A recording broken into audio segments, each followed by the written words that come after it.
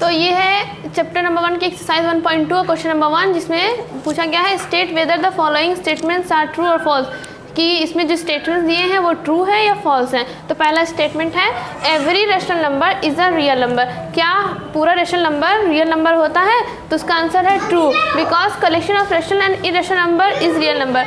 इसका पहले का आंसर होगा ट्रू, क्योंकि जो कलेक्शन होता है रेशनल नंबर और इरेशनल नंबर का वो रियल नंबर होता है। और दूसरा स्टेटमेंट है, दूसरे में दिया है every point on the number line is of the form root m. क्या जितना भी नंबर लाइन पे पॉइंट दिया है वो रूट एम की तरह फॉर्म होता है, जिसमें कि एम नेचुरल नंबर है। तो इसका होगा false. No negative number can be square root of the natural number. Natural number का जो निगेटिव नंबर होता है उसका स्क्वायर नहीं होता है। और थर्ड है every real number is an irrational number. क्या सारा रियल नंबर रेशनल नंबर होता है? False, because real number also contain rational number. ये गलत होगा, ये फॉल्स होगा, क्योंकि रियल नंबर जो होता है वो रेशनल नंबर भी कंटेन करता है, सिर्फ इरेशनल नहीं कंटेन करता है। एक्सरसाइज 1.2 का क्वेश्चन नंबर 2 है, जिसमें क्वेश्चन दिया गया है कि are the square root of all positive irrational if not an example of square root of a number that is a rational number। उसमें पूछा गया है कि क्या स्क्वायर रूट पॉजिटिव इंटीजर का इरेशनल होता है, और अगर नहीं होता है तो हमें एक एग्जांपल दीजिए जिससे पता चले कि वो रेशनल नंबर है। तो हम इसमें एक एग्जांपल, तो ये अच्छा लिखेंगे नो, नहीं होता है, तो इसका एग्जांपल होता है फॉर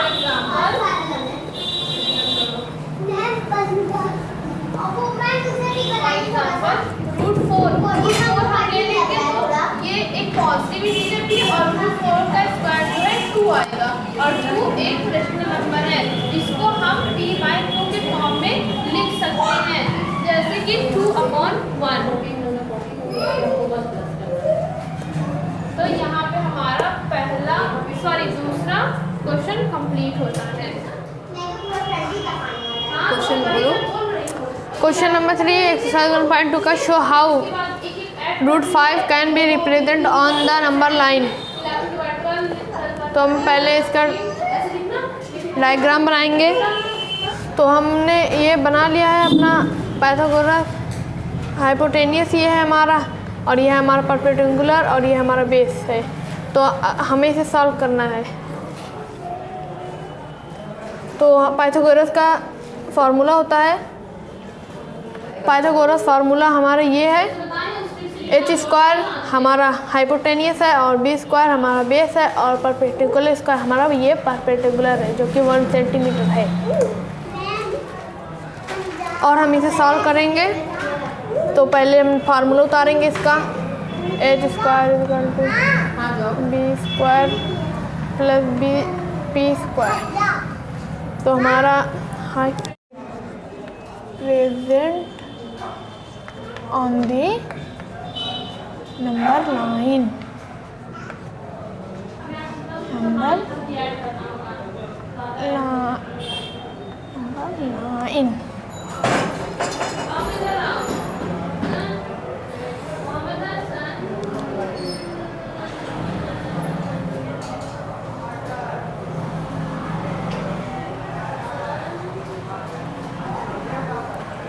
क्वेश्चन नंबर 4 है, जिसमें ये क्लासरूम एक्टिविटी जिसमें दिया गया है, take a large sheet of paper and construct the square root spiral in the following fashion. एक लार्ज शीट का पेपर लेना होगा, उसको स्क्वायर रूट स्पाइरल में बनाना होगा, जैसे कि इसमें बना हुआ है। Start with a point O, हमें ओ से स्टार्ट करना होगा, and draw a line segment OP1। फिर OP1 एक लाइन सेगमेंट बनानी होगी ऑफ यूनिट लेंथ, मतलब 1 सेंटीमीटर की। Draw a line segment P1 P2, फिर यहाँ से भी 1 सेंटीमीटर, फिर यहाँ से भी 1 सेंटीमीटर। P2 और P1 बनानी होगी परपेंडिकुलर टू OP1। OP1 को वो परपेंडिकुलर 90 डिग्री के एंगल पे वो होनी चाहिए। फिर उसके बाद now draw line segment P2 and P3 perpendicular to OP2, और इसके परपेंडिकुलर P2 और P3 बनेगी। यहाँ P2 और P3 बनेगी, जो कि मतलब इसमें जितना भी बनेगा सब परपेंडिकुलर होगा एक दूसरे के, और सब 1 यूनिट होनी चाहिए, 1 centimetre. Then draw line segment P3 P4 perpendicular to OP3, मतलब उसी तरह फिर ये भी बनेगा। Continuing in this manner you can get line segment PN minus. इसी तरह करते करते हमें PN minus PN by drawing a line segment of unit length perpendicular to OP n minus 1। और इसी तरह करते करते हमें इसका लेंथ में इस चीज़ की OP2 की OP3 की लेंथ हमें मिलती चली जाएगी पाइथागोरस थ्योरम लगाने से। इन this manner you will have created the point P2 P3 Pn, और इस तरह से हम P2 P3 से लेके Pn तक हम बना सकते हैं और इसका OP2 OP3 की लेंथ निकाल सकते हैं। बस अब आइए इसको बोर्ड पे भी देख लेते हैं। तो हम पहले देखेंगे, ये है हमारा वन यूनिट का, ये हमारा है क्वेश्चन में दे रखा, और ये भी हमारा 1 है। और हमने पिछले क्वेश्चन में देख रखा है बेस और परपेंडिकुलर को जब हम ऐड करते हैं तो हमें हाइपोटेनियस मिलता है, तो हमें यहाँ पे हाइपोटेनियस 2 मिल जाएगा। और उसी प्रकार हमें दूसरे पाइथागोरस में देखना है, इसका हो गया 1 और इसका भी हो गया 1, और इधर हमें मिल जाएगा 3 स्क्वायर रूट 3। और हम सॉल्व करते हैं पहला वाला।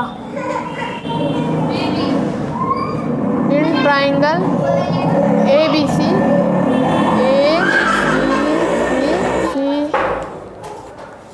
इस square is equal to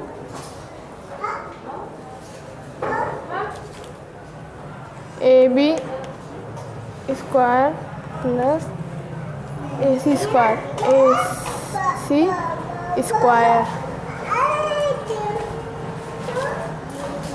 AC square is equal to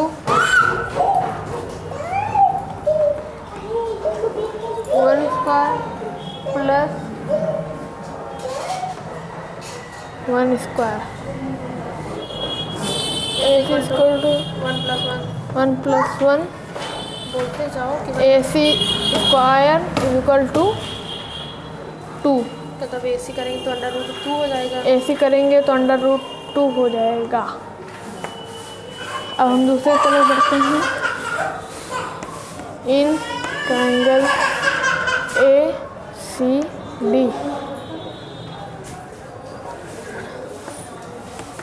AD square equal to AC कहीं बोर्ड में देख लिया करो। AC square plus CD square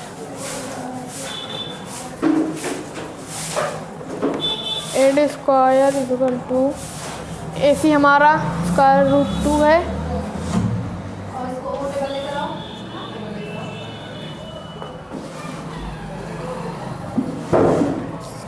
square root 2 है, और हमारा CD हमारा 1 है।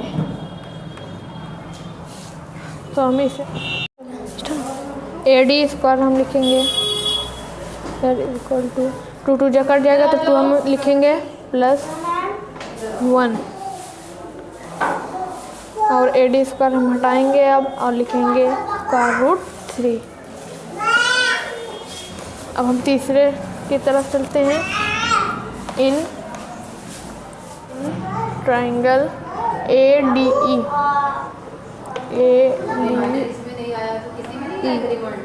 और हम लिखेंगे AE square is equal to AD square plus DE square. हम लिखेंगे AE square equal to square root 3 square plus 1 square equal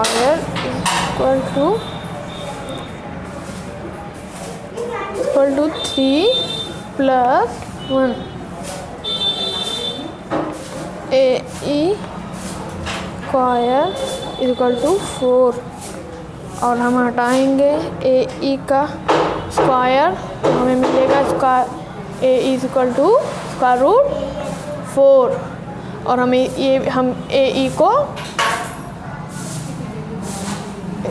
2 लिख सकते हैं।